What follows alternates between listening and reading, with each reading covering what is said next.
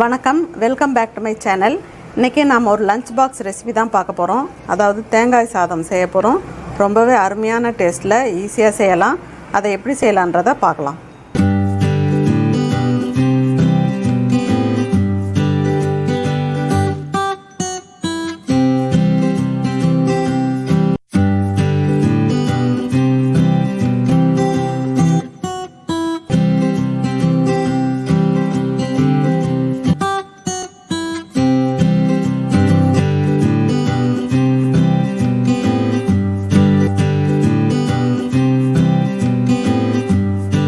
இப்போ நம்ம தேங்காய் சாதம் செய்கிறதுக்கு ஃபஸ்ட்டு இது மாதிரி சாதத்தை வடித்து எடுத்து வச்சுக்கணும்.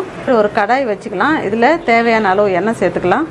சமையல் எண்ணெய் தேவையான அளவு சேர்த்துருக்கோம். அதுக்கப்புறம் 1 டீஸ்பூன் அளவுக்கு நெய் சேர்த்துக்கலாம். இப்போ எண்ணெய் நல்லா ஹீட் ஆகிடுச்சு. இதில் 1 டீஸ்பூன் அளவு கடுகு சேர்த்துடலாம். கடுகு நல்லா பொரியணும்.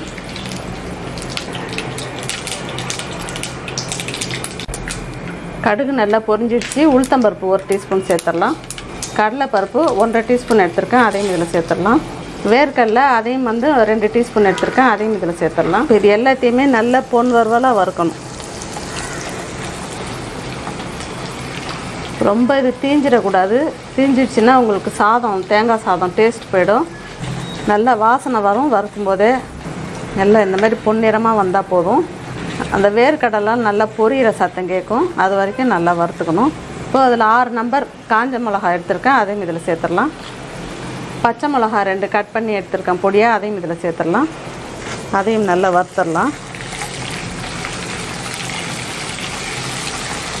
இப்போ பச்சை மிளகா, வர மிளகா ரெண்டுமே நல்லா வறுத்துட்டோம். அதுக்கப்புறம் கருவேப்பிலை சேர்த்துக்கலாம். கருவேப்பிலை சேர்த்ததுமே நல்லா வாசனையாக இருக்குது. இப்போ கருவேப்பிலை நல்லா வறுத்துட்டோம். இந்த ஸ்டேஜில் 1 டீஸ்பூன் அளவுக்கு தேங்காய் எண்ணெய் அதை சேர்த்துக்கலாம். தேங்காய் சாதத்துக்கு டேஸ்ட்டை நல்லாவே என்ஹான்ஸ் பண்ணி கொடுக்கும். இந்த எண்ணெயை மட்டும், தேங்காய் எண்ணெயை மட்டும் நம்ம எல்லாம் வறுத்துக்கிட்டு ஃபைனலாக தான் சேர்க்கணும். இல்லைன்னா உங்களுக்கு பொங்கிட்டு வரும். வறுக்கிறது சரியாக வறுப்படாது. அதனால் கடைசியில் தான் தேங்காய் எண்ணெயை சேர்க்கணும். இதுமாதிரி நீங்கள் ஃபஸ்ட்டே சேர்த்துட்டிங்கன்னா இதுமாதிரி நுரைச்சிக்கிட்டு இருக்கும். நம்ம போடுற சாமான்லாம் வறுக்காது சரியாக. அதனால தான் நம்ம கடைசியாக போடுறோம். இப்போ அரை மூடி தேங்காய் இது மாதிரி திருவி எடுத்துருக்கேன், அதையும் இதில் சேர்த்துடலாம்.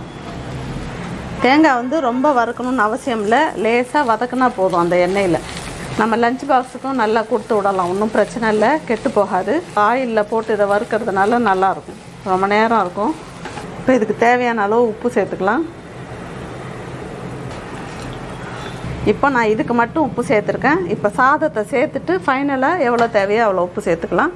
இப்போ நான் சாதம் 200 கிராம் அரிசி எடுத்து இது மாதிரி உதிரியாக வடித்து எடுத்து வச்சுருக்கேன், அதை இதில் சேர்த்துடலாம். இப்படி இருக்கணும் உதிரியாக, அப்போ தான் உங்களுக்கு நல்லாயிருக்கும் டேஸ்ட்டாக. கொஞ்சம் கொஞ்சமாக சேர்த்து கலந்துக்கலாம்.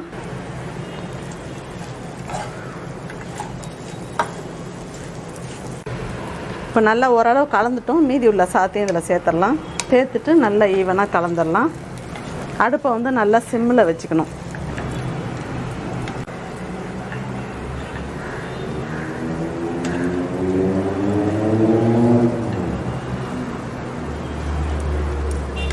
நல்லா இது மாதிரி அடியிலேருந்து நல்லா கிளறி விடணும். இப்போ நம்ம சாதம் சேர்த்ததுக்கப்புறம் எவ்வளோ தேவையோ அவ்வளோ உப்பு சேர்த்துக்கலாம்.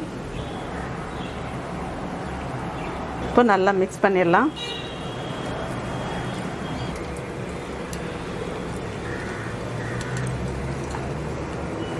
ரொம்பவே அருமையான டேஸ்ட்டில் தேங்காய் சாதம் ரெடி பண்ணிட்டோம். இப்போ இதை டிஸ்பிளேக்கு மாற்றிடலாம்.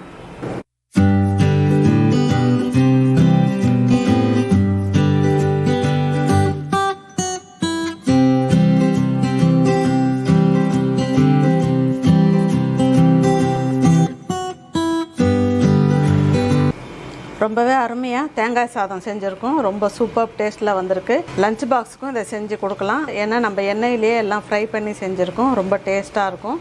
இதே மெத்தடில் நீங்களும் உங்கள் வீட்டில் ட்ரை பண்ணுங்கள். உங்களுக்கு இந்த ரெசிபி பிடிச்சிருந்ததுன்னா லைக் பண்ணுங்கள், ஷேர் பண்ணுங்கள். சேனலை மறக்காமல் சப்ஸ்கிரைப் பண்ணுங்கள். தேங்க்யூ.